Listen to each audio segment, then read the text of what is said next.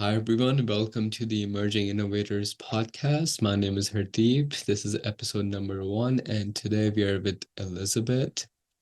Elizabeth is a first year university student at the University of Maryland studying computer science. She's a programmer and an artist by identity and has been able to become MLH's top 50 under 50 at the age of 18, while she has been mentioned in 10 plus magazines at the same time.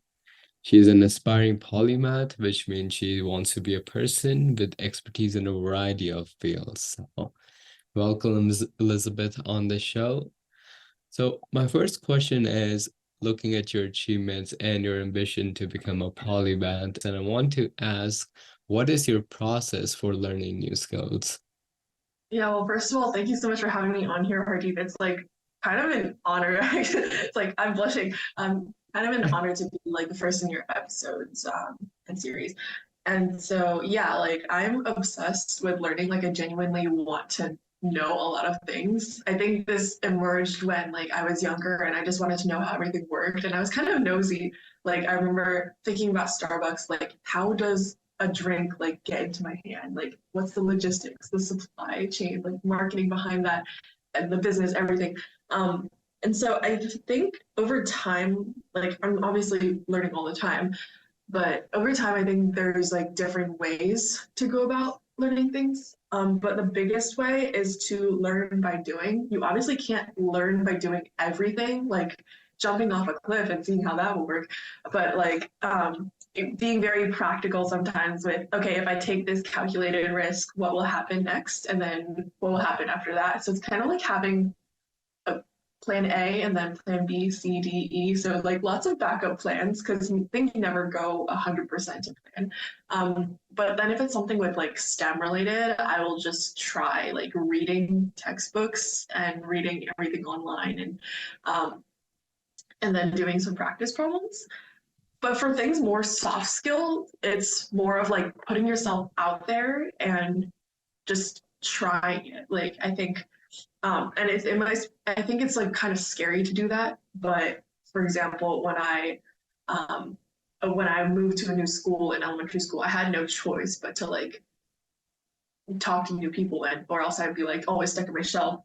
And I was really introverted back then. So I made like a deal with myself. It was like, I want to try talking to people and being able to be like better at making friends and that kind of thing.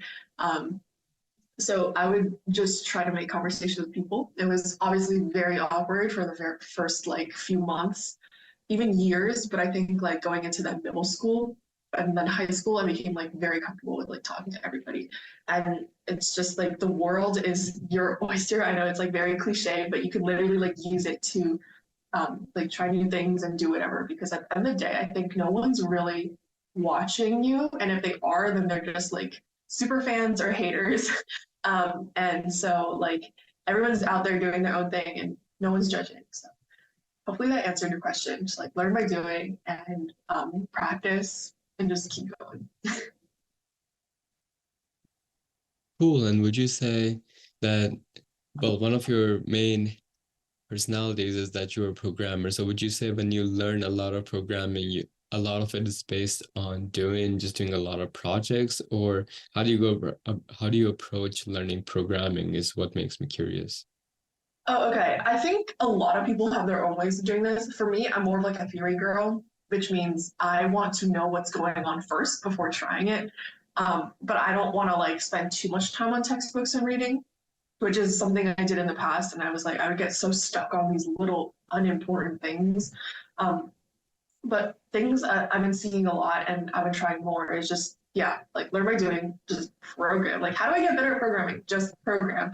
And then a lot of it's trial and error because you will never have a time, at least for me, I never had a time where I knew everything. I always had to go back to my notes, to my slides, Googling things, ChatGPTing things, asking Stack Overflow. There's always a person on the internet that has like been there, done that kind of thing. Like the tiniest bug, like, yeah, like copy paste, like this is the exact answer to my question on Stack Overflow. So Hmm. yeah, trial error, ask people, ask friends, and keep programming. Yes. Yeah, the internet has definitely changed the way we all study and learn. And the next question is, how has a failure or a parent failure set you up for later success? Do you have a favorite failure of yours? Um, they're very embarrassing. So I don't know if they're like favorite failures, but most like significant. Um, I think a lot of them have been like not really reaching my goals like specifically, or having like really bad expectations of things. So I think something I would tell people, like again, I don't really have a specific example, but something I would tell people is like lower your expectations for real. That was something that one of my favorite high school teachers told me. She was like, you have way too high expectations of like everything around you and of yourself. I think if you just lowered everything, then you will always be happy because you'll always like exceed your expectations. Um, and that has proven to be very true. Um, Another one was, I guess, like a good example is in when I was in high school, I really wanted to run a marathon because I slowly built myself up. I was like 10 miles, 13 miles, like just half marathon, 13.1. My marathon is 26.2. And I just couldn't stick to my plan. Like I was just a little bit lazy. I like missed like one or two runs and ended up being like missing five runs over time. And then when like the day came for me to run, I ran 20 miles and then I literally like passed out. I didn't like physically, but literally like it's where a point where I felt like I saw ghosts and I couldn't feel my body. And I just called it like I didn't call it a day. I was just like, yeah, I'm done. So this summer I don't know if I want to like, go back into it. I kind of do. So yeah, I think something I learned from that was you got to have consistency and you got to be practical because I obviously did not know my limits. And I've heard warnings like you can't run that much when you're younger. So it's like, why not try? Why not try again? But you don't regret a bit of it because you wouldn't have known that you need to have a certain limits on you until you tried, right? Exactly. Like I think this is like another opinionated thing of me. I think some people try to put limitations on themselves and other people and on institutions. Like I feel like while school is very beneficial, there are limits that people put like, oh, you gotta do this, like this is what's on the study guide because this is what I'm quizzing you on. And this is like, okay, but like what if I want to do this, right? What if I want to try this project? Um, so I think like it's good to follow along with what people give you, but also like venture out and do things on your own.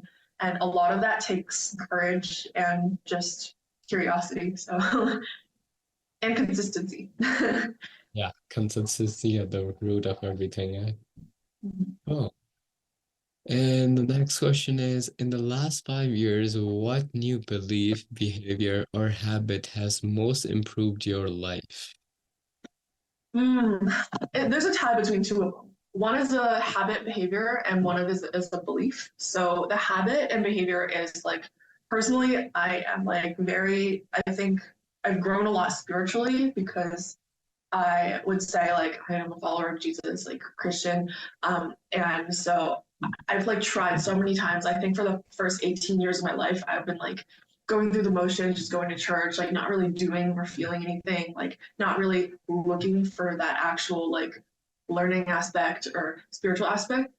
I think it's like to each one's own, but personally, I believe that like being Christian is like having a personal relationship with God instead of just like following rules because that's like not who God is.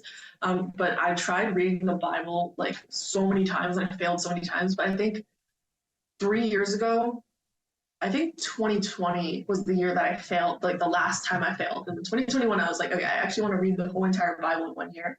I did that.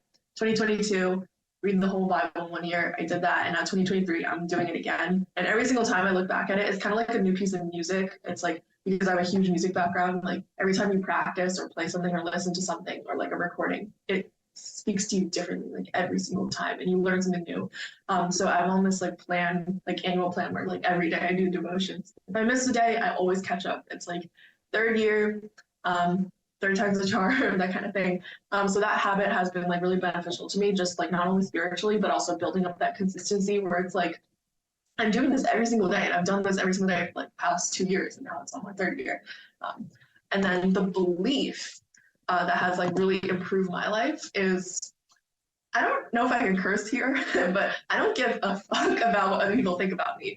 And obviously, there are limits to this, such as like, where there's something called like customer feedback. Like, obviously, I haven't like done like startups too much recently, but it's like you want to care about what other people think about your product or things about that.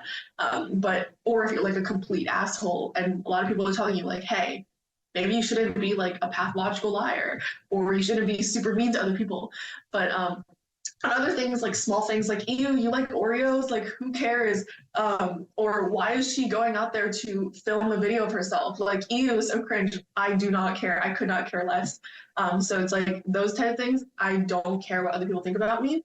And like putting that aside has been like so empowering for me to just go out there and do whatever I want or like pursue my own interests. Like I want to maybe if you want to like learn how to jump on a pogo stick, but you're afraid of looking stupid in public, who cares? Just like do it. And there's actually a prime example of this guy at UMD who like just like jumps on a pogo stick like all around the campus. And I think it's just so cool of him. And people like laugh and stuff, but he's like learning, he's like spreading the joy of like whatever himself. And he's been featured on like social media and places in a good way. So and I think if this like speaks to anyone, it's like if you give people the power to give you validation, you also give them the power to take it away from you, and they can take it away at any time.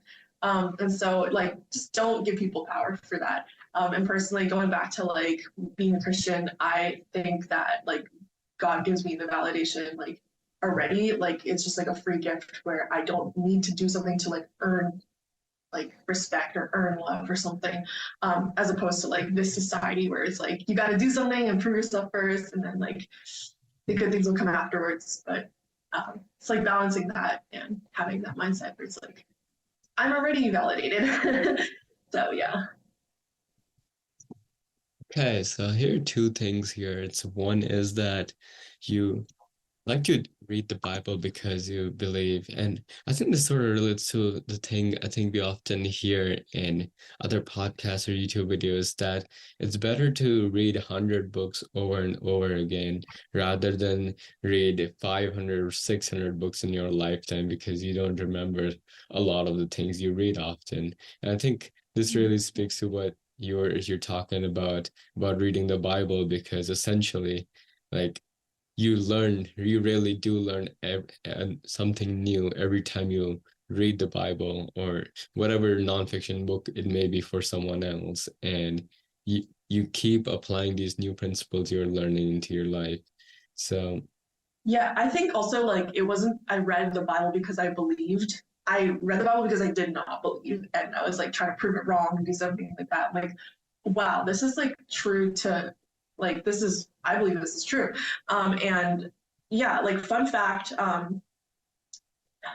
actually placed like ninth nationally when I was like a little kid in like the Bible Bee, which is like a national Bible understanding memorization competition as a non-Christian. Like I think because there was like a huge money jackpot. Like I think it was like the biggest was $100,000. So it's like if you just memorize like everything. So I memorized like a lot of books and everything. I was like reciting.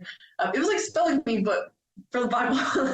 um, that was fun, but it also taught me like, hey, anyone can go out there and do things. And like, I have terrible memory now, but it's like, and you didn't even have to be a Christian to do that. So it's like, you can do anything. But then later on, yeah, it's like treasuring up these stories in like my heart. And also I believe like, it's kind of like, some people look at the Bible as like a way to just like study like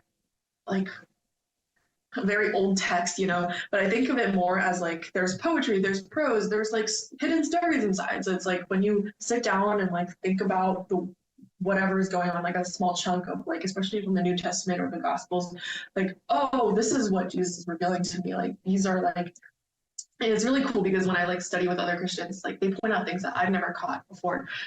So I think it's also like similar with like studying with other people for anything in general. It's like having that community. Um, yeah. let's talk a bit more about how Talk a bit more about how you weren't Christian before and then you chose to be Christian. I'm really interested to know about that. Oh yeah, so um, yeah, like I was just like kind of mad. Like, why is God giving me these like terrible rules?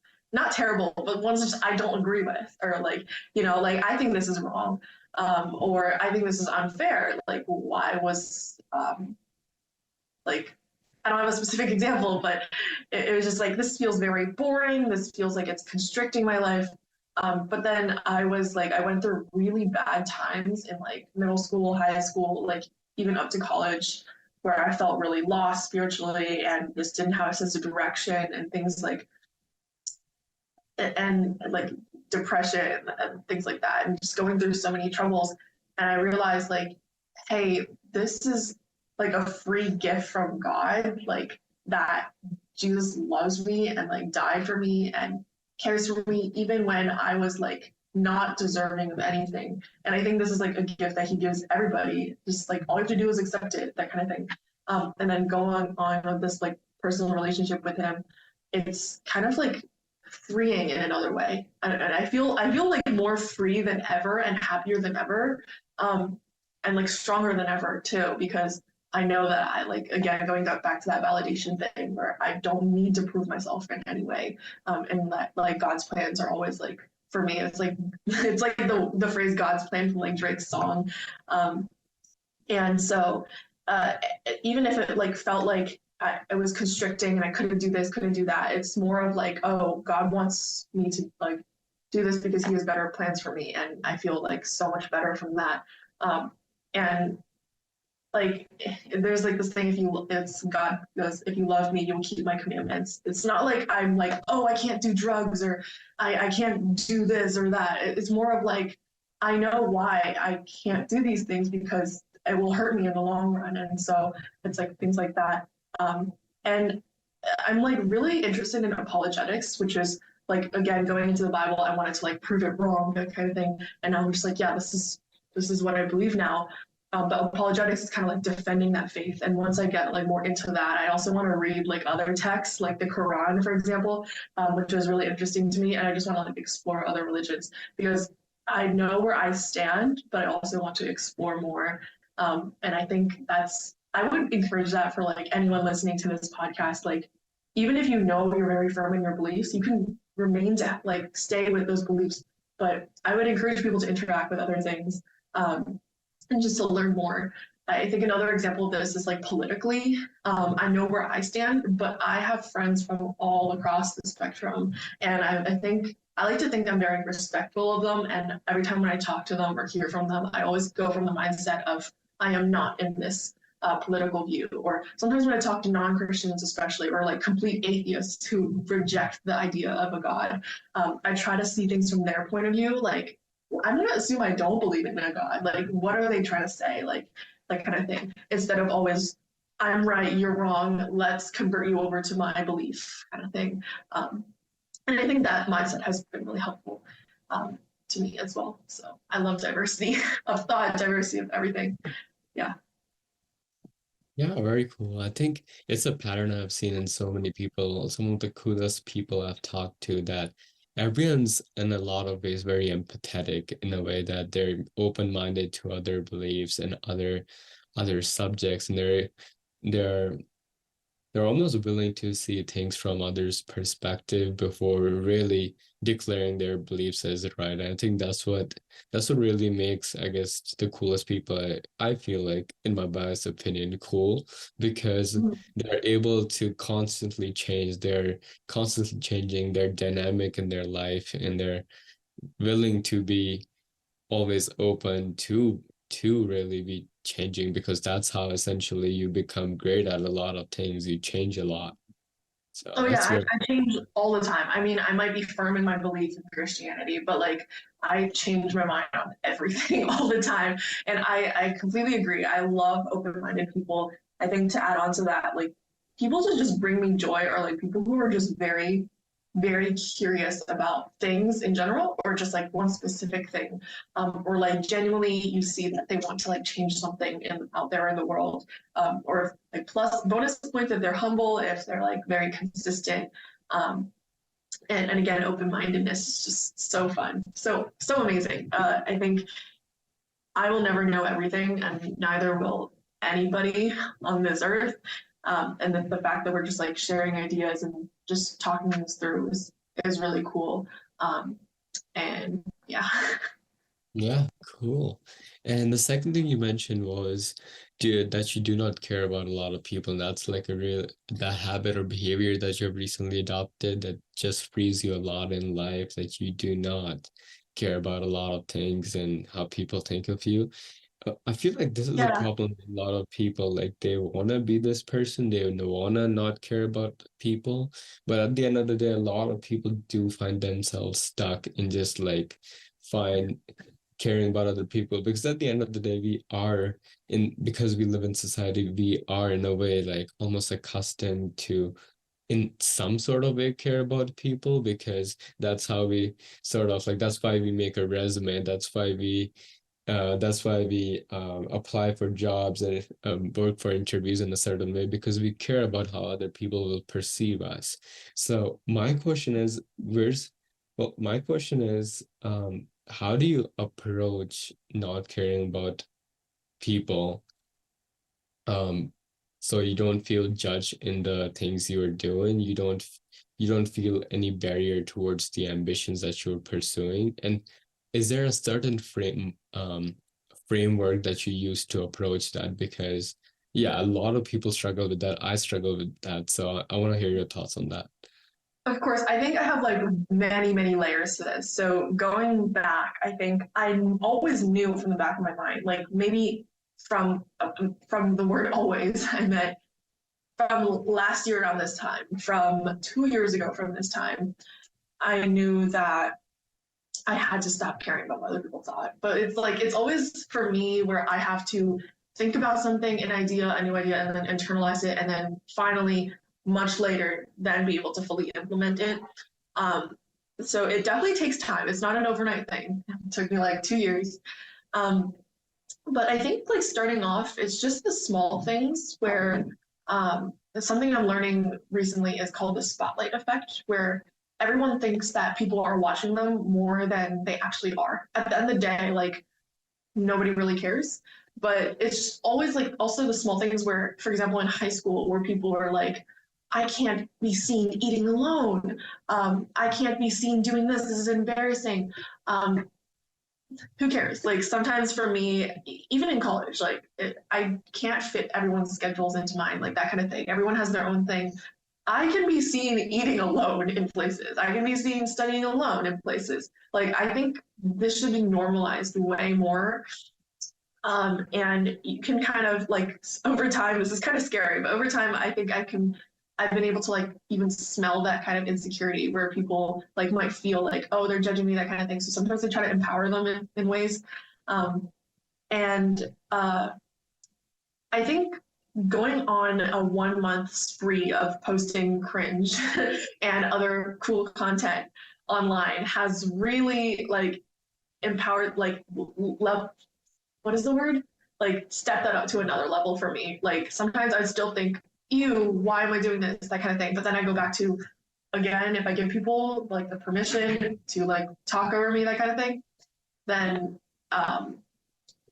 that's like me basically trying to impress other people. Like, nowadays, I'm just like, I'm just going to be who I am. If you don't like me, that's fine. Like, some people, I think, the thing my dad told me was, there will always be a percentage or portion of people that won't like you. And that number only grows because you meet more people. Like if you have 1,000 people in your audience and like, let's say 2% of people hate you, that's like 20 people, if my math is correct. But if you have like a million, then that 2% of a million is way more people.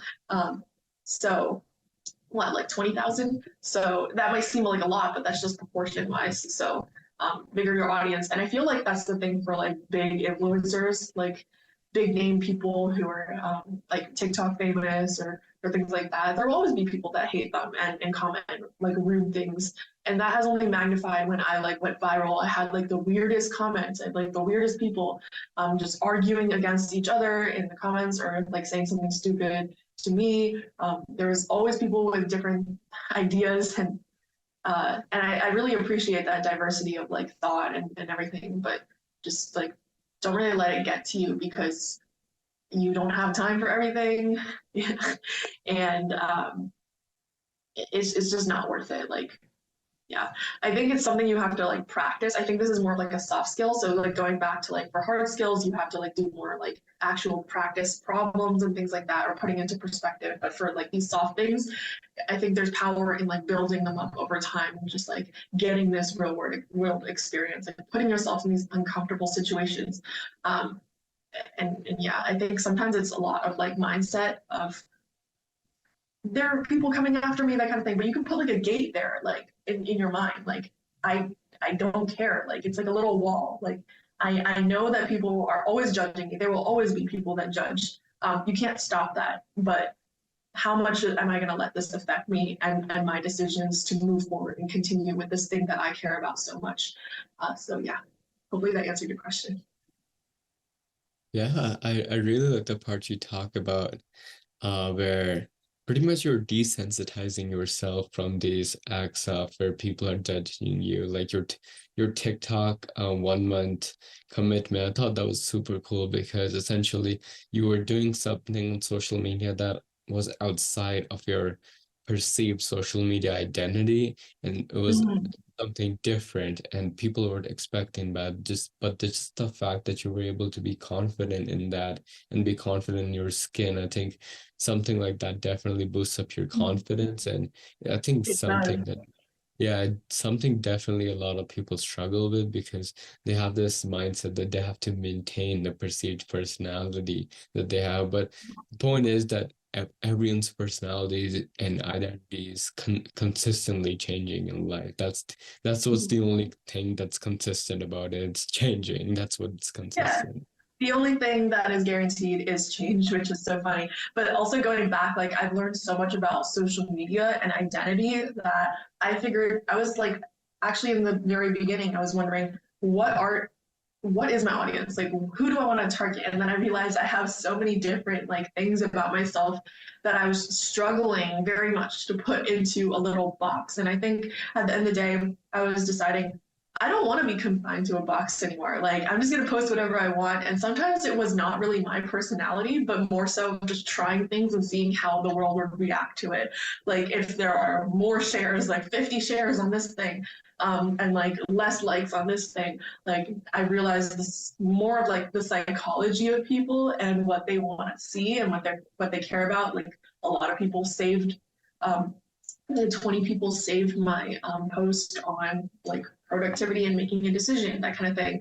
50 people, 53 people reshared my most inappropriate one, things like that. And then like things like day in the life, people actually care about that. Like I think it's boring, but it's really like playing around with things, which made me realize maybe some people who are like big figures out there, what they present to people is not maybe their real personality. Maybe they're only showing one side of themselves or like capitalizing on that so they can be known as the guy who does this or the woman who really cares about this, that kind of thing.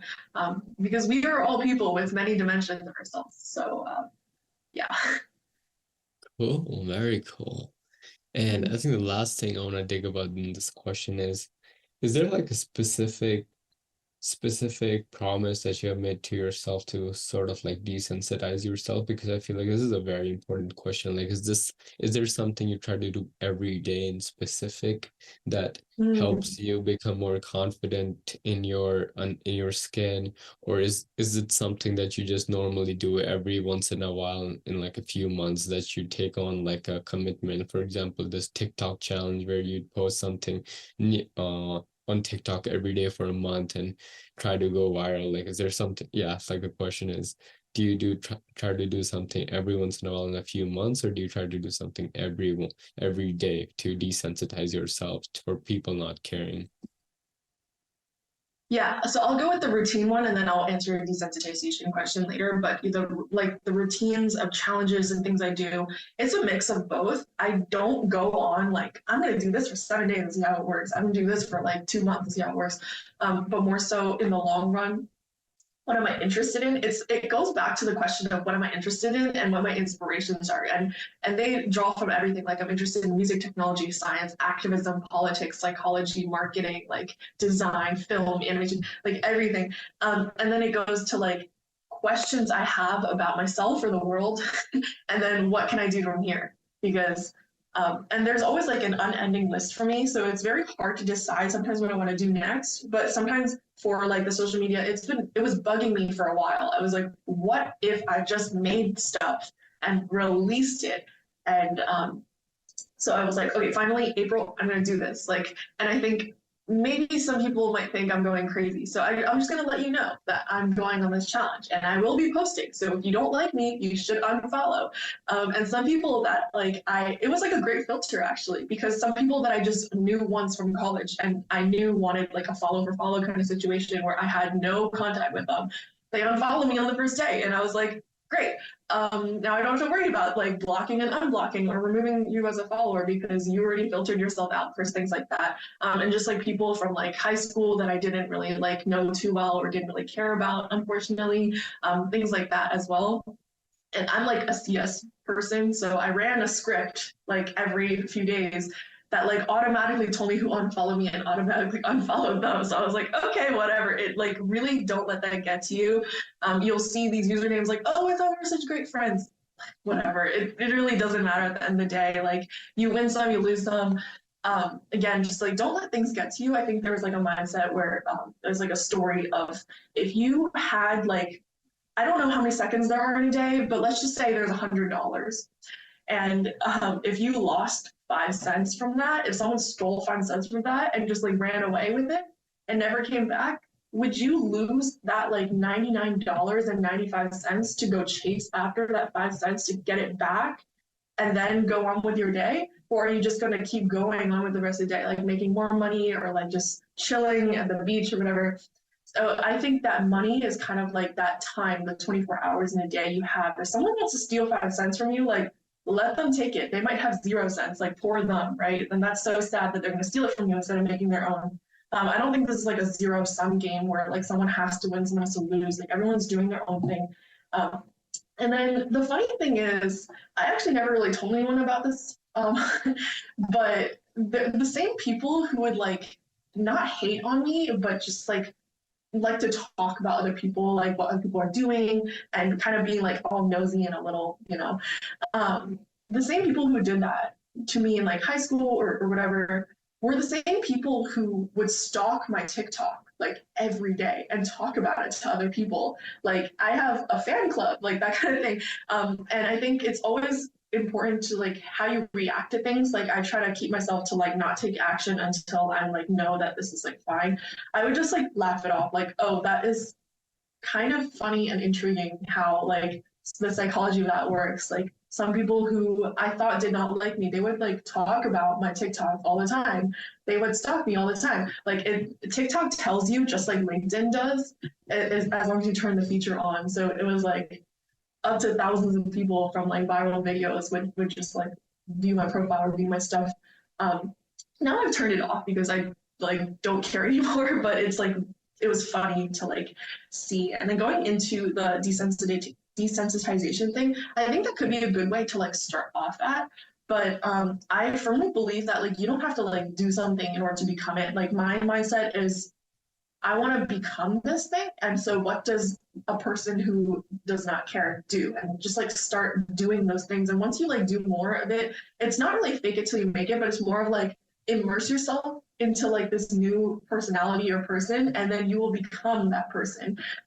Taking example from being an extremely shy person who was so scared to talk to people. Also in like Chinese culture, I wanted to talk about like it's like a sign of disrespect to look at someone in the eye. Whereas in the US, it's like a sign of respect to look at someone in the eye. So it's like things like that. Like, and then I would think to myself, like, so many people before me, it was also like pulling out my teeth when I was really young. So many people before me have lost their teeth and they have not died. So if I pull out my tooth, I will be fine. Like things like that. If I shake this person's hand, if I say hi to my aunt, I will not die.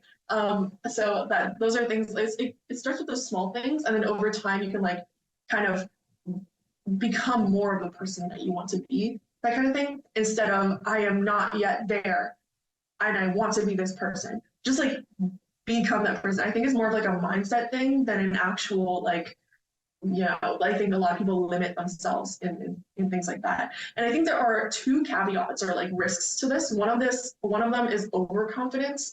Like not caring what other people think sometimes might like boost my ego too much. Like I don't want to be overconfident because that's like annoying, but then I don't want to be like caring too much. So it's like there is that good medium inside. It's always important to be humble and like everyone again is like doing their own thing.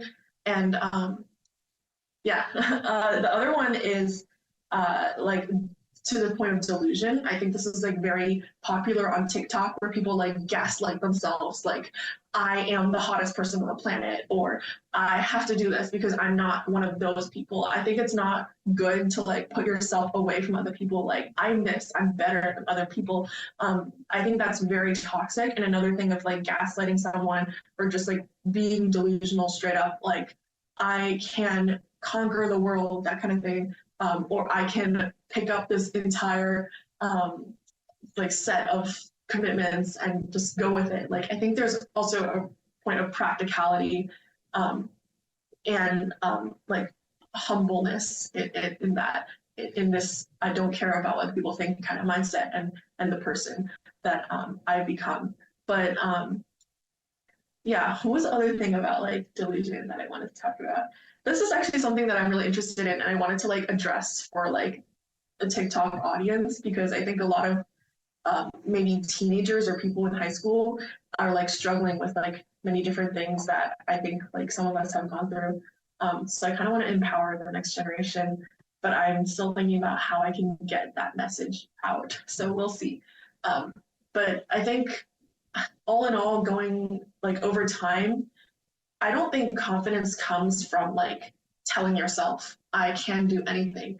I think confidence comes from personally trying new things and doing small things and like once you like add up those things bit by bit like consistently you kind of become the person that you always wanted to be and confidence for me comes from like learning growing doing instead of having it from the first place. I think that's the same thing with passion. I don't really understand where it's like today in society, people are like, do what you're passionate about, or where people, I've like read some essays for college where people like, I've always been passionate about being a doctor or biology, but have I done it? No, I've never like done anything like related to biology. Well, no, I think it's more of I'm going to explore biology. I'm going to like try this, shadow a doctor, and then you build up that passion and confidence as you go. But it takes courage to get started. That's just my point of view, though. So. Cool. So it's like it's taking small steps to essentially get to that one thing that you want yourself to be challenged with, that you want yourself to be associated with your identity and consistently Mm-hmm. taking steps to get there. Like I really like the part about TikTok that at one point to not care about people, you used to, I mean, at one point you used to look at who was unfollowing you, but then you stopped looking at it. And then again, I really like the part about you put it out on your story that if anyone wants to unfollow me, go right ahead. I really love that because it's I think a lot of people don't do that. I really love that in the sense that yeah, like you don't need the people you know you're going to be that you know you're going to get judged from. And yeah, I really love that. Yeah, I really like that. Okay, next question I have is that what is the book or books that you've given most as a gift and why? Or what are one or two, three books that have greatly influenced your life, or that have greatly influenced your life, really? I also have not given books to people. And part of it is like, I just haven't seen the opportunity. And the other part of it is like, I don't want people like going back to the thing where I don't care what people think, but I also want to be like not like having other people make assumptions about what I think of them, that kind of thing. So I always want to be like mindful of that. Like I've been tempted to gift a friend like a one on discipline, but I didn't want her to think that like I thought she was undisciplined or something, but I just wanted to like build her up, that kind of thing. But then this is her birthday, so I ended up giving her a different gift where I coded up a site with like memories and a gift card instead. So I thought that was more fun than to be like, here's a book, because I know a lot of people in our age and generation don't read. She wasn't much of a reader anyways. But if I were to give people books, it would be like, and again, with another thing, I don't want to be like out of pocket with like a non-Christian friend, like here's the Bible, that kind of thing. But I would give people Bibles if I wanted to, but I don't want to come off as like an annoying missionary kind of person, because also when I entered my first week in college, there were like 30 campus groups, fellowships on campus, like trying to recruit people, and just like out of pocket, sitting down with someone in the middle of a dining hall. Like, have you ever thought about your soul and your destiny, that kind of thing? Like, that's not the very first thing I would tell people. And I was thinking to myself, if I was a non-Christian, I would be very turned off by these people. Like very generic. Besides the Bible, I would give people like Atomic Habits. I think that was a book that I read last year around this time. It's like changed my mindset completely. And I know it draws a lot about psychology and like, and so I think you might find it interesting. But one of the biggest things is like your environment, subconsciously or not, will shape the person like you are. So I think it's been very hard because I have like friends from all different kinds of backgrounds. Like I have friends who do drugs like all the time. But it's like hard for me to like get in that, because sometimes when I like hang out with people too much, like I try to draw that boundary, like, hey, this is what I am, this is what my morals are. I'm not trying to be like me versus them kind of thing. Like I'm not better than them. It's just I choose not to do drugs. I choose not to do this. But also like having that like being with everyone, that kind of thing. So it definitely requires a lot of discipline, but just like that book overall has been very integral in my life. I think another one is like, I haven't fully read it, but Eat the Frog, or whatever that book is called. It's kind of like just getting yourself to do the hard things, and like, how do we do that? Like sometimes I thought about this a lot, because when I was like in a really bad moment of time, like I would just like sit there and do nothing. But sometimes the best way to do it is just to do it. Like just start, just do it.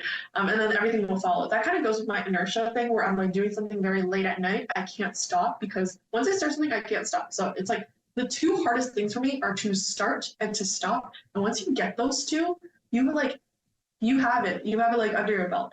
Another one is, fun fact, the University of Maryland placed 4th nationally in this year's like national math competition. It's called like the Putnam Math Competition. It's like one of the most prestigious. Placed 4th, right behind MIT, Harvard, and Stanford, I think. And then just 4th was University of Maryland. And then 5th place was like Yale, 6th place was like Berkeley, 7th place in Chicago, that kind of thing. So we were just like that weird underdog there. But I have a lot of math friends that like represented that team, and I asked them like, well, I actually didn't ask them. I just told them congrats. And they told me like out of pocket, like, yeah, thank you. You should read this book. And it was called Peak, like behind psychology, or like something of expertise, like how people become. And I can send you the title later. But it's like how normal people, and it kind of draws on this, like how normal people, like everyday people, can like do amazing things. Like place 4th in this math competition, where like, you know, where it's like expected that people from like MIT or something are going to like be placed, like obviously. And like, so, and it also draws on examples from like music and memorization, which I have like some experience in, with like memorizing the Bible. And also I had like a huge music background before switching to tech, where it's, there was this fun fact where like Asians under like the age of 3 or something, they're more likely to have perfect pitch because of this. And I was like, oh wait, that actually, I relate to that, because I had a huge training when I was younger. And then memorization, where this random guy memorized like what, 1,000 digits, like random digits in order. Like you tell me any number and I can memorize it and tell it back to you. And this is possible with anybody. So it's like kind of not being overconfident again, but also believing there really is no limit to wherever you go as long as you are consistent with it and just keep going with it. And also don't let other people set you back. Like if you have a hater that tells you like, there's no way you can ever do this, like who said there's no way? Like, are you God? Like, who are you to tell me that kind of thing? While also being practical with yourself. Like this guy took maybe like what 5 years to become like number one in this like thing. So it was really eye-opening to me. And so those three books, Eat the Frog, the book called Peak, and Atomic Habits, I would say. Uh, and there's always going to be more. So I have like 600 books on my Goodreads. And I did this quick calculation. I was like, if I read one book a month for the rest of my life, I will probably only be able to tackle a few hundred books. So I'm like, dang, like life is short. But yeah.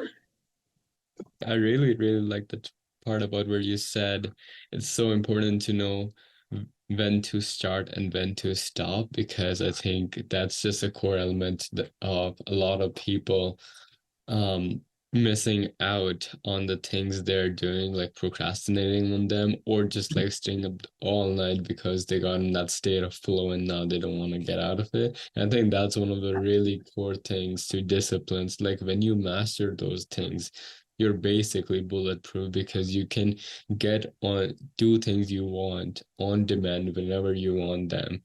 And yeah, that's super cool. Like that'll definitely I make yeah. that book. Yeah, go ahead. I love the phrase where you said on demand. I think it's just so funny because when I hear on demand, I hear of like Netflix or something where you can just watch anywhere you want or something.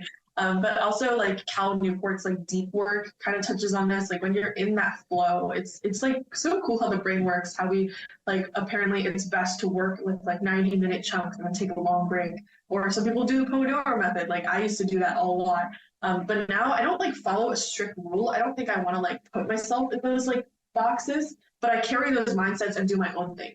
Like I just go in and just work until I drop and then I stop. But then that also isn't like sustainable in the long run. Like personally for me, I found that like if I'm told to do something, like finish this piece of writing that I don't really care about, then it's really, really hard for me to stay focused. But if I do something that I really like care about, and I hate the word passionate because I think passion and confidence comes from experience.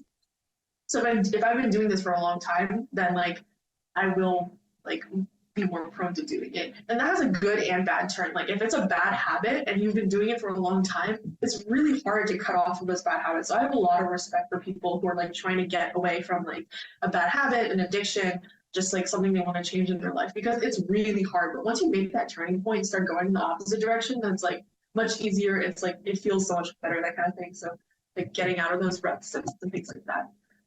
Yeah, Yeah. yeah, super cool. And just checking in here for a bit. How are we looking at time? I just want to make sure that I'm not taking too much of your time before the day of your Oh, exam. What purchase of $100 or less has most positively impacted your life in the last 6 months or in recent memory?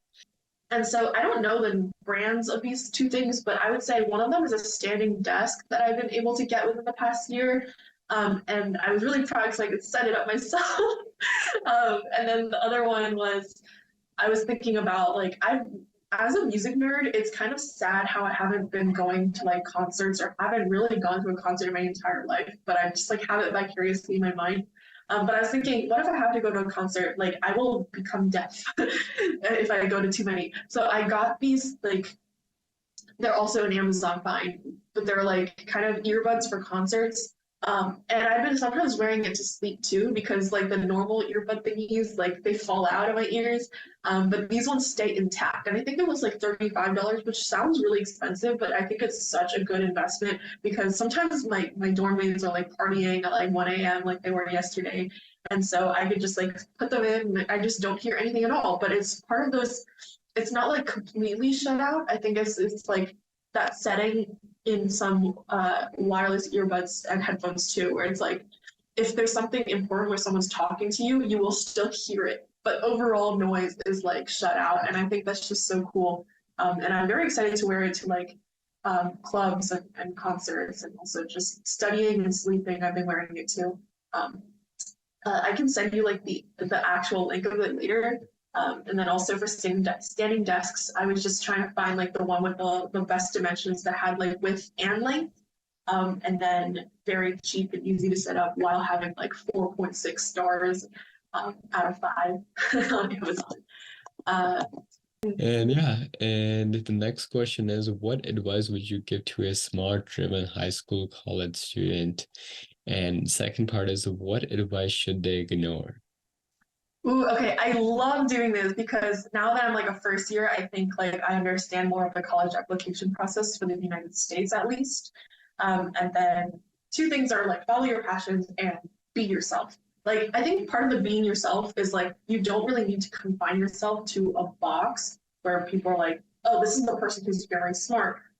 This is actually one of the things where before I moved to a new elementary school, my only personality in my old school was she's the smart girl. And like I didn't do anything else. I was very, very shy. Like all I did was like multiplication tables. It was so stupid because I wanted to like maintain that reputation and not let people down from that. Or she's an artistic girl. Like she draws like the Geronimo Stilton was like a cartoon that was like really popular back then. And I would just draw people like free cartoons of the versions of their Stiltons, you know. And so it's like, what am I actually interested in? And if people are not interested in anything, it's very hard for some people to like have passion because I come from this theory where again, like you don't develop passion and confidence until you like try it over time and like get more experience. So try different things out. And I don't mean by like trying as in going to one violin lesson, buying a violin and then putting it down, never touching it for the rest of your life. If you want to like try out music, pick an instrument that's interesting to you, try violin for 6 months and like put in your like all into it. Like I'm mean all I don't see like 8 hours a day or something, but like 20 minutes a day, complete focus, that kind of thing, and see where it goes, or even up to a year. Try a band, try an orchestra, and anything that you choose, do it long enough so you like know where it will go. Like when I was interviewing with another company, something that they did in their company that I found was interesting was anyone can like suggest a project and they will like they might disagree, but once they get to that point, they all commit to it together and they go with it for like 2 months straight and see how it goes. And at the end, they can like measure metrics and what they learn if this is still worth pursuing. And then they can like determine their next steps from there. Like drop the project, change the direction, add more, go more into it, that kind of thing. And that's something that high schoolers could do. Another thing is grades do matter, but don't stress yourself out with like, if you want to choose the difference between taking 5 hard classes and 2 easy ones versus 4 hard classes and 3 easy ones, if that 5th class is going to take away from your time with extracurriculars and your overall mental health, don't do it. I think, especially where I grew up, it was like, oh, you're taking 6 AP classes or IB or whatever. Well, I'm taking 7. Like, it does not matter. As long as you're not like taking 0 AP classes and like just having the easiest schedule ever, just find that balance. Because I think learning in the classroom is important, but I think it can, and grades are important, and test scores are kind of important, but I think that is like overrated. There are so many times where I see students like saying, oh, so-and-so did this and got into here, or so-and-so did this and got that. So therefore, I'm going to copy them and do this so I can get the same results. Like, no, find your own way. I think there were so many people interning at like 2 of the same exact places for like all of high school. And a lot of people are following in their footsteps because like, oh, this is how I can get an internship. I think for me, I found places and so many opportunities online. That's like the power of the internet. And I interned at like 3 different places that were all across like the world and things that I just never even thought of. So you don't have to be confined to things. You could always like think outside of the box. Like, is this really what I want to do, or am I just trying to copy someone to get their same results? And it's very obvious sometimes. Like, and also that goes with like passion and extracurriculars. I see people doing things that they hate just because they think it will get them somewhere, or just because they think it will get them this or X or Y or Z. And I think it's really sad because sometimes where it's like once they get that thing, they completely drop it, or they like when they're doing it half-heartedly, and you can feel that, right? So it's like very like it makes you feel like, oh, why am I here? Like, why do I see this? It makes me sad to like witness it. Yeah. Yeah, can you give an example of that? Yeah, some people are like in, I don't want to call people out or anything. There's no specific like person, but it's just some people will run for positions or be in club leadership of the most random things and start the most random things. And it doesn't connect together because they will always like, they will sometimes say it like out loud, like, I don't care about this at all, but I'm doing this because I can get this from it. So it's not really, I would say, ask not what others can do for you, but what you can do for others. And I think like sometimes it's like, oh, but I don't want to help people out. Like the the thing I've always experienced is when I do something for other people, I always get something out of it. And it's like a lot of it's like a spiritual thing where I feel like so fulfilled, but also I learn things from it. Like I think when I started a business in ninth grade and yeah, freshman year, I was like, I can't wait to make money. As with like so many high schoolers, like I can't wait to make money. But when I walked out of it in like my final year of high school, I was like, I have learned so much from like operations, logistics, working with people, dealing with people of all ages and backgrounds, just things like that. Like, and these are soft skills again that I could not have gotten anywhere else. I think that's the cool thing between STEM and the humanities is STEM, you can sit down on your own time and learn things and do practice problems that I mentioned earlier. But humanities is like the beauty of it is like I think it's built over time where you learn like things that you can't materialize or things you can't like show people as like an object, but more of like a mindset, like an internal spiritual thing emotionally, like you've grown, but people can't see that immediately. So I would not trade that for anything else. And again, like set aside for high schoolers, set aside that time to learn and grow and stuff like that. And put don't like fill up your calendar 100%. Always leave wiggle room. Things will not always go to plan. Um, and just see where it takes you. So it will all make sense when you connect the dots backwards. But I think when you go forwards, it's like, what the heck am I doing? Don't worry, everyone feels that way. Yeah, super cool. And I just want to mention to the listeners when Elizabeth says that you don't have to take five AP classes or six AP classes, just don't take zero. Well, you also can't take zero AP classes. Just I guess just try to find your balance because I just want to put it out there because a lot of people do find, I believe, insecurities in the number of AP classes when they're in high school. So just wanted to Yeah. put that. And sometimes that additional class will like cost you an extracurricular. Like, would I much rather be trying to get like more college credit or just like this name on my transcript, or should I be going out there and doing things and learning things? And I know a lot of people like put in like their faith into like I'm cooler than you. I took more. I think I had that bad mindset too because I took 17, which is crazy. And I didn't do well in all of them. So again, like it's also balancing out like what's your limit? What can you do? I wasn't even interested in one of the class, like not one, some of the classes that I took. So I would not recommend that. Um, and then yeah, like I know the extreme other side of the spectrum where people are like, I don't want to do this at all. I'm going to take the easiest thing. You also got to challenge yourself, and obviously I agree. You can't just do like no honors. Like if that is your limit and you know for sure, which I don't believe is anyone's limit, but and you know for sure you're confined to this, then Mhm. go ahead and do it. But I genuinely believe that anyone can challenge themselves and do more because I've met so many amazing people in college and just people from all different backgrounds, and I can tell you for a fact that like people are out there doing things. So yeah. Yeah, I Also, really like that.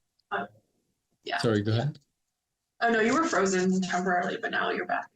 Oh, okay, so that's good. Yeah, I really like the fact that it's you have to find that one middle ground where you're not too easy on yourself, but you're not really burning yourself out. And it's very hard to find Yeah. that middle ground always, but it's so crucial because if you're not challenging yourself enough, you're not growing. If you're too easy on yourself, again, you're not growing. When you're challenging yourself too much, you always burn out. So it's super important. I really like Yeah. that. Another thing I would add on is like sometimes it's good to take advice from everyone, but sometimes it's good to not take advice to heart of from people that haven't been in places that you have been in or haven't been in places that you want to be. Like if you want to be a business owner and you're surrounded by people who are scared to start businesses, never started their own thing, never ventured out, never failed, you don't really want to take their advice to heart. Like I will always listen to everybody who tells me things,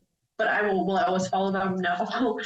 So where people say you cannot do this or else you will not be successful. Like first of all, we might have different definitions of success, right? Success is not like a one thing where people like. I know society pushes like a thought on everybody, but it's like, who are you to tell me like, what if I'm really interested in skincare and beauty? Like just because I'm interested in it doesn't mean that I am not going to be successful in it, that kind of thing. Um, and then like that very like small-minded thought of if you do this, you can do that. I think there are like what 7.8 billion people on the planet. We're all doing our own thing. Like just because you haven't heard of a story doesn't mean it doesn't like exist. And yeah, just like kind of don't confine yourself. This is like something that I would tell high schoolers. And but like, at the end of the day, grades are still very important. And maybe I would say like I think I really like emotionally intelligent high schoolers or people that are like just not scared to just put themselves out there in a way that like positions themselves to learn but also be humble and just gain experiences. Those are like my favorite types of like young people. And so yeah, I don't know where this is going. But yeah. No, that's completely fine. That's how these things work. So yeah, super cool. And next question is, what's a belief? Oh, by the way, before we get into this, do you want to take a small break or are you good to go? Oh, I'm good. Sounds good. Okay, so next question is, what's a belief held by your parent you have found important to reevaluate and chose to defy? Okay, so just a few things. Like my parents grew up from a very different situation than I had. I think with first generation immigrants and just immigrants in general, I feel like they have it harder just because I've now been an immigrant myself, but they were grinding for that green card, right? They were grinding for the citizenship. So they really needed to prove themselves in a way that I don't need to, which I'm very grateful for because my dad, for example, he grew up in complete poverty and like the only way out was he really wanted to come to the US here. So like he had to be the top of his class. And there was like nothing like about that was like false, right? Like, and people hated on each other because it's very toxic competition. Because nowadays, in my school at least, we don't have rankings like, oh, you're number 1 out of 1,000. You are number 990 out of 1,000. You're a piece of shit, like that kind of thing. And I don't mean to like judge people on that, but it was very much so in like China, for example, where my dad grew up. So his belief a lot is like that old-fashioned thing where it's like you have to do this, and this, and follow the rules, and then you'll get a job, and you will be guaranteed a job. And I agree with that.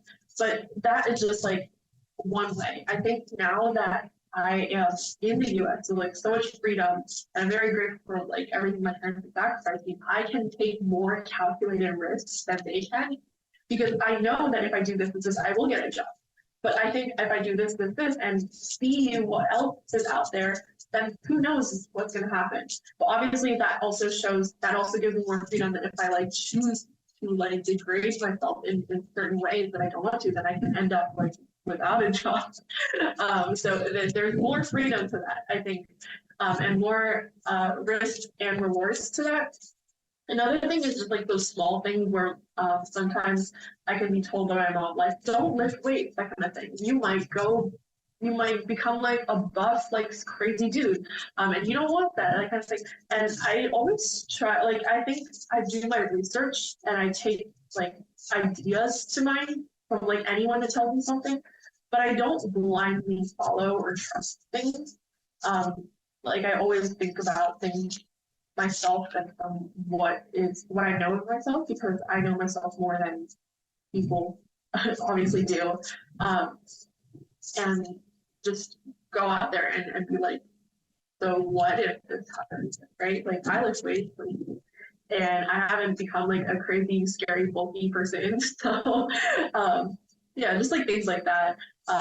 Like not really letting yourself be confined to limits until you've seen them or tested them or have like a better idea of them.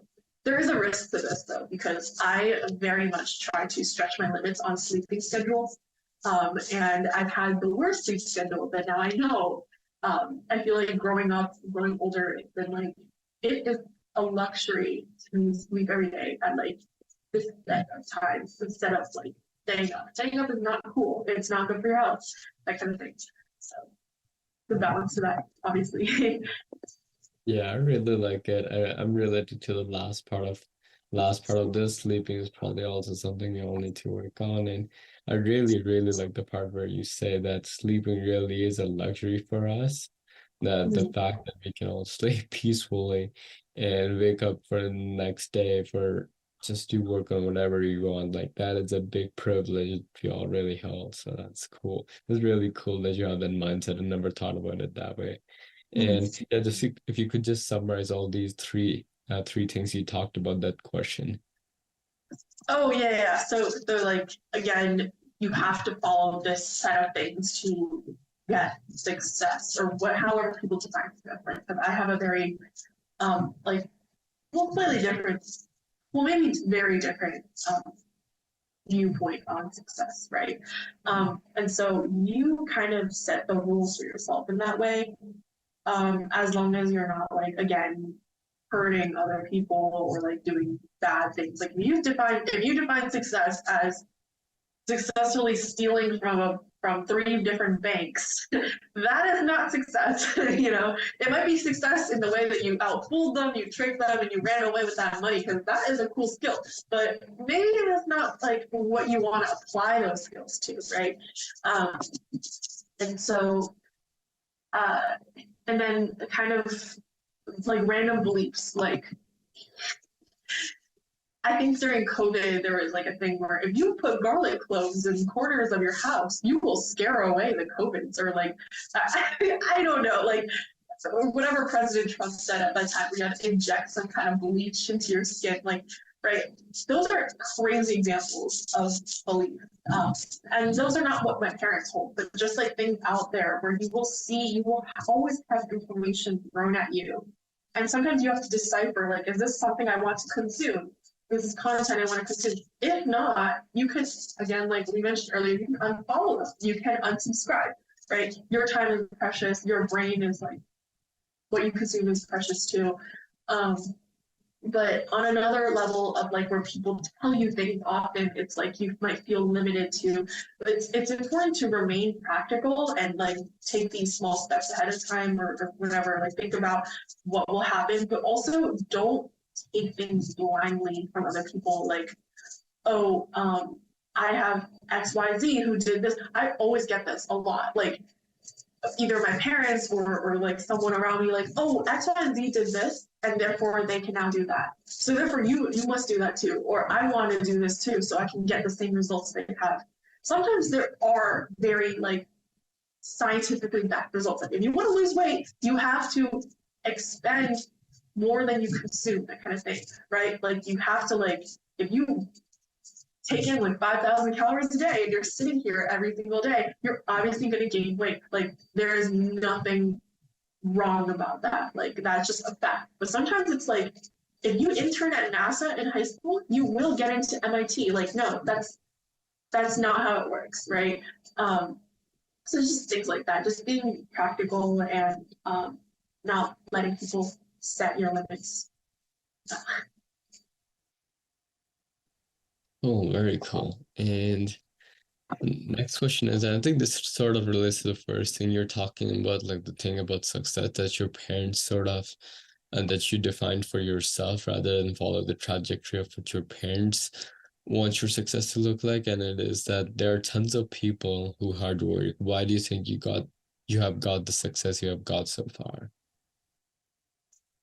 I wouldn't call myself successful. I still I struggle a little bit with that definition, but it's I think a successful life is just Let me redefine it a bit. It's like uh, not an identity of success, but rather the success is the certain things you have gotten. So for example, the yeah, Emily's top 50 under 50, the magazines that you've gotten mentioned in, and just getting into a bunch of prestigious and high-end universities. It's that yeah. how do you think that there are tons of people who hard work? Why do you think you got why do you think you got these certain success that you have gotten so Yeah, yeah. So I mean, I think it's where I think this has been like an idea that's been floating around a lot, but it's just where hard work meets luck.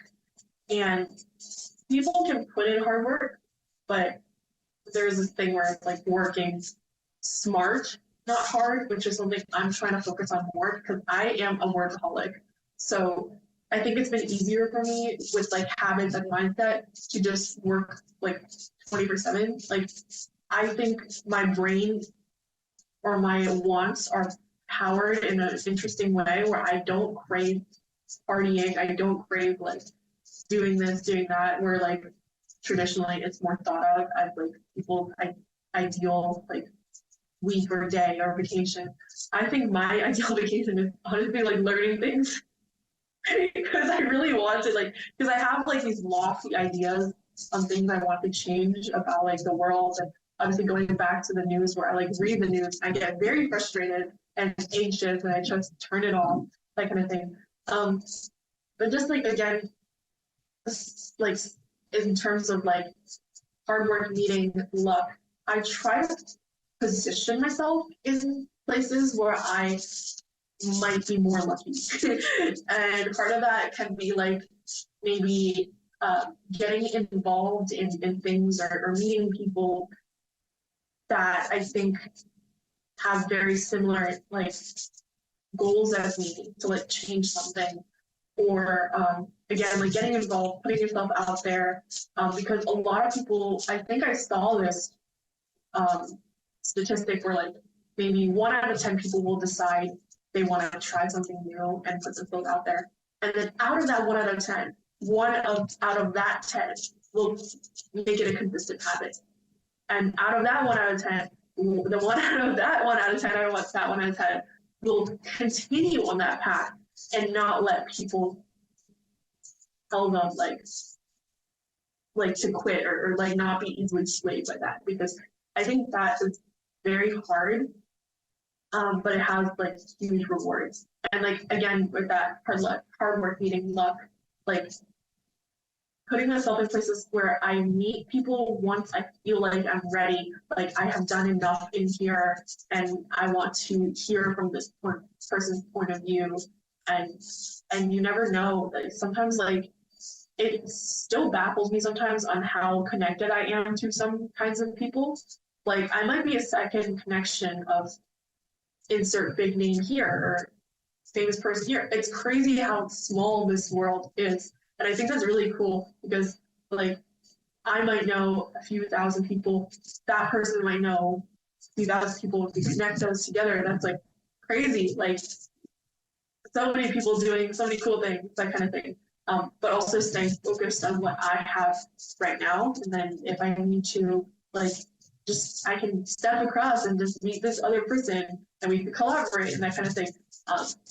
And then the rest of like sending applications in, I think is again complete luck where like hard work meeting luck, obviously.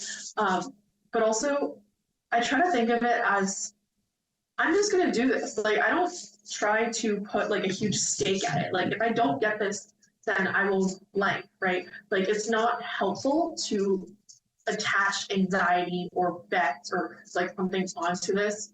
Whereas it's mostly I'm gonna work my ass off and see where this goes. Like I'm just gonna see like if I don't get it, it's fine. If I get it, it's fine. Like, and at the end of the day, I know I tried my best. And then I can walk away happy, like knowing that I at least tried.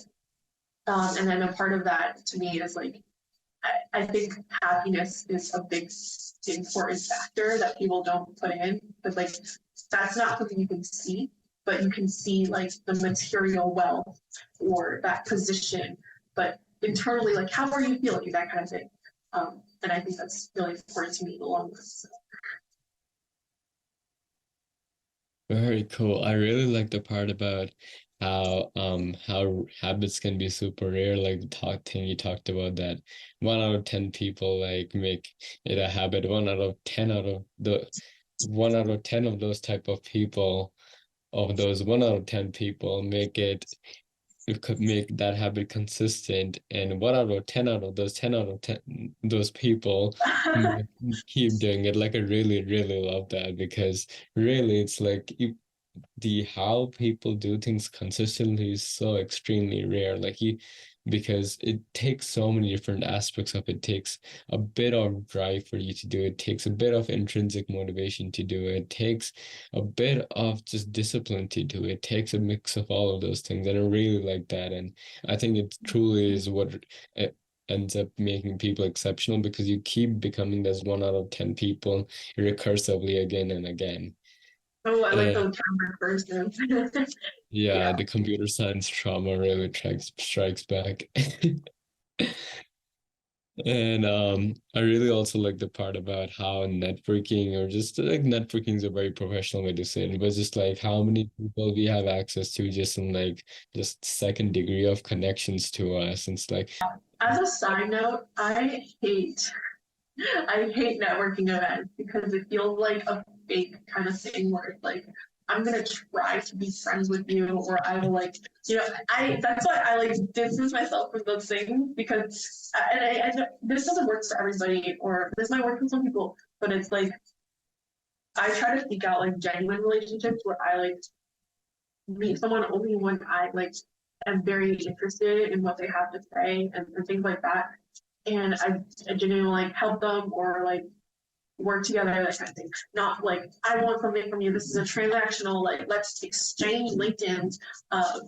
It hasn't worked for me, and it feels like I'm putting on a mask where I'm like pretending to be excited, where for real it's like, okay, I have to put myself in this situation again.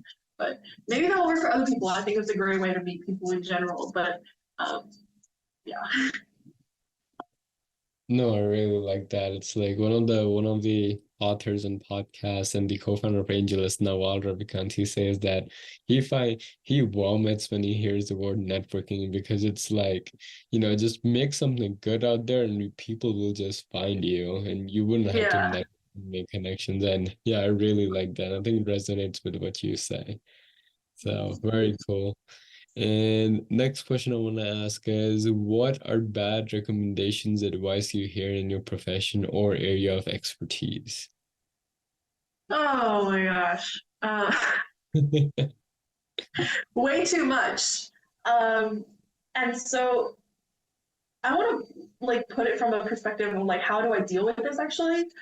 I sometimes just smile, shut up, and don't say anything because I think everyone is each their own ideas. Um, and I will very much disagree with a lot of people, but I don't think it's worth like fighting about. I don't think it's worth like changing people's perspectives on those things. But some people do have very, very narrow minded like ideas of success. And sometimes it's where like unfortunately the way we market things, I wish this could be changed, but it's like when people hear the word Harvard, for example, like they immediately think you're smart, or they immediately think, and I think a lot of that comes from a place of truth, but also it's like, are we clout chasing here, or like where people automatically will respect someone way more if they say they've done something. Um, but then going back to like what professors think, some maybe not professors, even like my teachers in high school, middle school, elementary school, some of them have very narrow-minded like ways of how they see the world. Like you have to do again that old thing where you have to do XYZ to then get that. That's not always the way. But there is like a place of truth to it. It's kind of like college where people think you have to go to college to get this. But there are always non-traditional ways of doing things. There are always like uh, it's kind of like how do you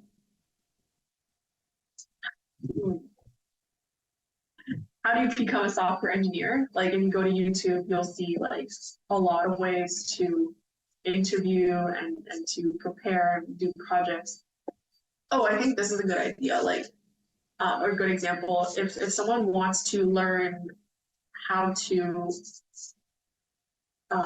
if someone wants to learn like JavaScript, for example, the only way there's not one way to do it. Like you can build a project, you can build a website, you can build a web application, you can build these things, or you could also read the textbook, you could go to a lecture, you could take a class on it, you could pay for this course, that course, learn from this professor, that professor. There's not one way to do it. It's not like this is the Bible of JavaScript. You have to read this and do this only in order to do that. So it's kind of like I think this also applies my mindset with like opportunities and stuff. If I don't get this, it's fine because there will be another way to it, right? And life is not like a one thing where you have to do this on the 18th of May at 11:59 a.m.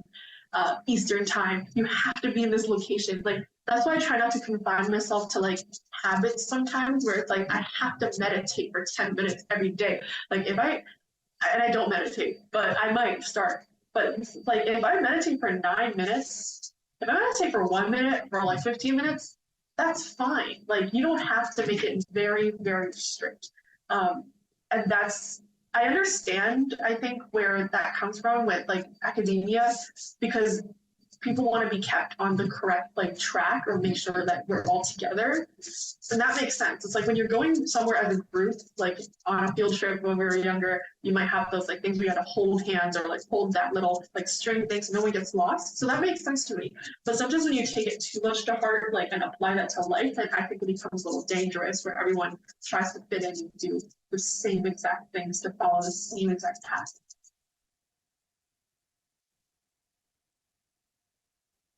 Yeah, I really like that in the sense that it sort of connects to what you said even before about like when you're talking about the study techniques in Pomodoro, it's like a Call Newport says you can make it 90 minutes for you to do Pomodoros to get deep work done. But essentially after a while you stop doing that. You just started to work until you died pretty much while working. That was a little more of like an extreme like hyperbole. But yeah, I do just sit down and work. I don't wait for the correct time Mm. because it's kind of like I think I used to do like I used to wait until it was like 00 on the clock or 30 on the clock. Like I'll start at 6:30. I'll start at like 9:30 Yeah. or 10 p.m. or whatever. Just start now. It's like what I know right now it's 12:01, but if it's like 12:17, like who cares? Just start. It doesn't have to be perfect. Um, and if you think about it, I actually ran into this meme. This is why I love social media. I ran into this meme on Instagram recently. It was like there was a text message of this guy. It was like, I'm gonna come at 4:08 p.m. or something like that. It's like, why 4:08? It's like, why 4? 4 is just a random arbitrary time made up by humans. So 4:08 is also a random time made up by humans. It's like, oh, like I never thought of it that way. Like, just start now, that kind of thing. I really, really like that. I feel the part about like starting at like sometimes 00:01 or like just 30 minutes for something like 4:30 or 4 o'clock. I relate with that so much. Yeah. Yeah, no, I used to be in high school, I used to be like, oh shoot, I missed 4 o'clock and now it's 4:02. Guess I'll start at 5. So yeah. Yeah, I get that a lot. Probably a really bad habit I should probably work on too, but I really like that. Yes, Dave. No, we're all like I come into this podcast like speaking about my ideal self. I don't follow everything 100%. I don't think anyone does. Yeah, So no, 100%. And Next question is when you feel overwhelmed or unfocused or have lost your focus temporarily, what do you do? Okay, so my toxic trait is I want to learn everything, do everything, understand everything, that kind of thing. I think I actually tweeted about this when I was like in 10th grade. I was like, if I had 9 lives like a cat, I would learn everything that I could do. And like every single time I would do something different just to see how it would play out. It's always just like kind of like this scientific hypothesis, like if I do this, then I think this will happen because this. And then I go back, oh, the lighting's bad. And then I go back and I'm like, so did this happen? Like what were my procedures and stuff like that? Um, so if I have nothing to do, I will always find something to do, which is good and bad. I think it's mostly good, but a lot of times bad because I stress myself out, overwork myself, burnout, and I'm really bad at estimating how much time something will take. I think something I learned over time is it's true. If you think something will take you an hour, you know that double it and give it to the next person, double that and add more time to it. So if I think something's going to take me an hour, I will probably give myself like 3 hours to do that kind of Mhm. thing. But then also the other side is Parkinson's law, where it's like the human will expand to that time allotted to finish something. And a good example of this was I had a huge project that I started and completed yesterday, even though I gave myself like a week to do because I was lazy to do it. So things like that. So I think there's always like balance about that. But when I feel very stressed, I will um, I'll try to say no to more things than often. Like that's something I learned in college is saying no a lot. Uh, Another thing is just turning off everything and just taking like a 10-minute break. And it's not just a 10-minute break where I listen to music because sometimes my brain is still like working when I listen to music a lot. Like I'm trying to like shut my brain totally off. Like genuinely, I've done this before at this place where I stared at this wall for 10 minutes. And things like that, where I just listen to silence. So it's kind of like meditating, but not really, because I'm not like a meditation person, even though I'm interested in trying it even more.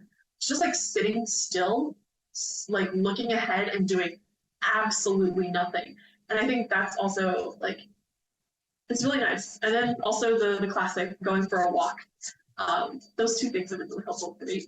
And they've also like got my creativity up, I think. Like I think when I was doing a lot of music in before college, a lot of my good ideas would come when I'm practicing music, but also a lot of my good ideas normally come when I'm in the middle of doing nothing, like staring at a wall or taking a walk. So yeah. Yeah, I resonate with that a lot, like especially the walking part and the creativity part. It's that I've read it in so many places that just because like in this world right now with social media and all and like even music available to us 24/7, everyone just has AirPods in all the time. Everyone just Mhm. constantly stimulated and we're never really truly getting ourselves bored. And then we get ourselves bored or like standards or thought process slow down and we're able to think more diversely. We're able to think in a more in a more in a way that we can make connections with different things and rather than a focused way. And I really like that. I think in box you really do get that through creativity. And fun fact, actually, I listened. My Spotify Wrapped was like 138,000 minutes of music last year, and Nice. 110,000 minutes of music the year before. So that means last year, every single day, I averaged around 6 and 1/3 hours, six and a half, like more than 6 hours every day listening to music. And the same thing for 2021, where I averaged around 5 hours a day listening to music. I listen to a lot of music. And it's like if I sit down and put in my calendar every day from 12 to 6 p.m., I'm going to listen to music, you would be like, you're crazy. How do you fit that all in? But then it's like kind of, I'm fitting this randomly in like parts of my day and it's just become integrated into my routine. And I think it's been really helpful for my creativity. I like listen to like what thousands of genres every year. Um, New artists, new music, my old music, where I sometimes play, like put on replay for like 100 times. Um, and it's like boosted my creativity, also like boosted like I think parts of my brain that I just can't like materialize or put into an object to describe. But I think it's like shaped me as a person. Um, so you never know. It's cool. Yeah, very cool. And last thing I want to ask is, what do you think truly brings joy to your life? Ooh. Is this like a thing where it's like if money was not an issue, what would you do? Because I remember asking some friends this, and then some of my guy friends were like, I would be a fashion model. Like women wear so much cool clothing. Like I just want to go down the runway and strut. Like I think so. Kind of like on a tangent. I think if money did not matter at all, I would still be doing the same things I've been doing today, but also like being a DJ and doing rich people things that I can't do right now, like taking a flight down to Miami and going to a club and DJing there or something like that, or like being a part of a Christian band and going on tour in Australia or something. um, but yeah, like this is something I sometimes ask myself, like if none of this mattered, what would I be doing? Would I still be doing the same things right now, or would I be doing something different? And that's what I try to do, of like pretending as if nothing mattered and doing whatever I wanted. So I'm very content with where I am right now. I'm like genuinely like happy with things I'm learning. I think learning is a big part of what brings me happiness. Another thing is just like personally spending time with God, and then obviously books, good friends, good books. Being outside, which is something I would probably change more, is try to work outside or be outside. My only complaint is when I try doing that, my computer screen always like glares at me and it's like too dark or whatever. Um, but yeah, like I think it's very cheesy, but it's more of the journey than the end result because you never know what the result is. So you might as well have fun in the journey and the things you do along the way. It's like I think there is this really cool hacker online. I think her name's like Jane Wong or something. She goes, the real tools, the real friends are like the tools we met along the way. It's like a nerdy CS thing, not our end result or product. So yeah.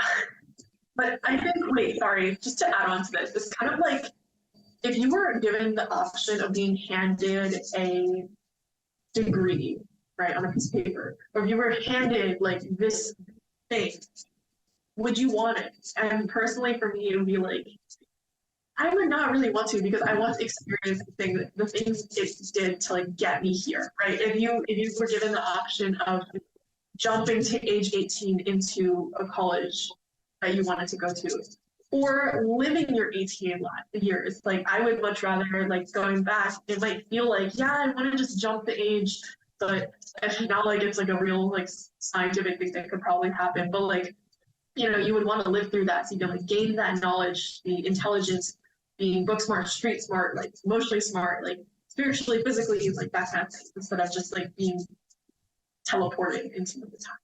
That's Hmm.